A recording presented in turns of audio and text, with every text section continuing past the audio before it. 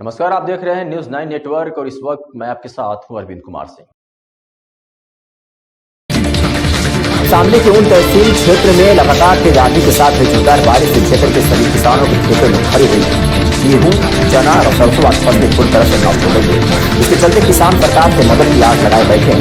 किसानों का कहना है कि पिछले 3 माह से लगातार फसल की सेवा अपने बच्चों की तरह करते आ रहे थे और फसल भी इस बार बहुत अच्छी थी, लेकिन अचानक से कुदरत के कहर के चलते अब फसल पूरी तरह से नष्ट हो गई है। अब बैंकों और साहूकारों से लिए गए कर्ज की भरपाई कैसे कर पाएंगे? अब जीवन यापन, बीमारी का इलाज और बच्चियों की शादी की चिंता सताई जा रही है। किसानों का कहना है कि जिस तरह मोदी और योगी सरकार के अधिकारी ऑफिस में बैठे हैं, किसान के खेत में जल रही पराली को सैटेलाइट से देखकर किसानों से पराली जलाने का 3 से 4 हजार प्रति एकड़ का जुर्माना वसूल सकते हैं, तो क्या आज उन अधिकारियों को किसान की बर्बादी नजर नहीं आ रही? एक बड़ा सवाल है। नुकसान नहीं होता, हमारे यहाँ नुकसान हो रहा है।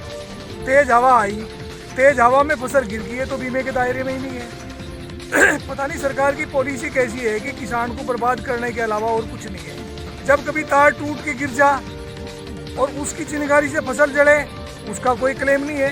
तेज हवा से फसल गिर गई, इसका कोई क्लेम नहीं है।